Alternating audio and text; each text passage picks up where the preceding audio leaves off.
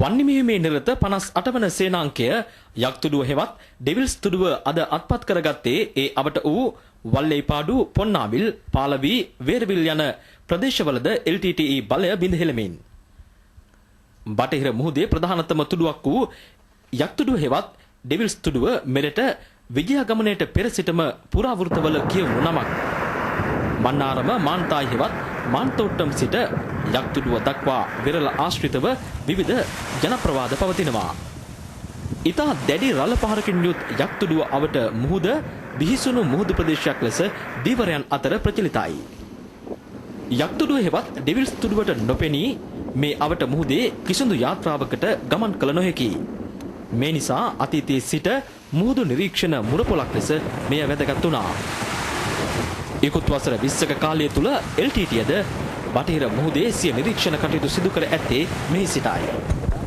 අපි මේ සිටින ඩෙවිල්ස් පොයින්ට්ස් එම නැත්නම් යක්ෂතුඩුගේ ස්ථානය තමයි බටහිර මුහුදු තීරයේ ත්‍රස්තවාදීන්ට තිබූ පුනරින් වලට පෙර තිබූ අවසාන බලකොටුව.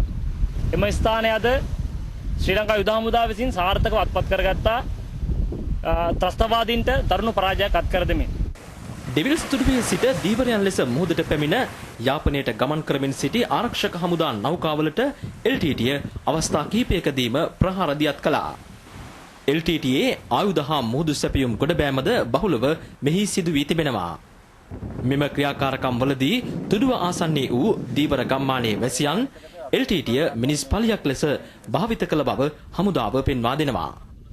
ඔබට මගේ උතුරු දෙසින් තියෙන්නේ පුනරින් ප්‍රදේශය සහ එතනින් එහා පැත්තට චාවකච්චේරි සහ යාපන ප්‍රදේශයත් බටහිරින් මණ්ඩතුව දූපතත් පිහිටලා තිබෙනවා. මෙම ස්ථානය ඊටම උපක්‍රමශීලී වැදගත් කිව්වේ ඒ නිසා. මෙම ස්ථානයේ සිට සම්පූර්ණ ශ්‍රී ලංකාවේ බටහිර මුහුදු තීරය නිරීක්ෂණ මධ්‍යස්ථානයක් විතර පැහැදිලිවම යොදා ගන්න පුළුවන් උපක්‍රමික වශයෙන් ඊටම වැදගත් වෙන්නේ ඒ නිසා. බටහිර මුහුදු තීරයේ උපක්‍රමික වශයෙන් ඊටම වැදගත් වූ මෙවන් ප්‍රදේශ LTTEට අහිමි වීමත් සමගම පුනරින් මුහුදු කොටි බලකොටුව හුදකලා වී ඇති බව පැහැදිලි වන කරුණක්. රූපවාහිනියේ සමන් කුමාර රාමවික්‍රම ඩෙවිල්ස් තුඩුවේ සිට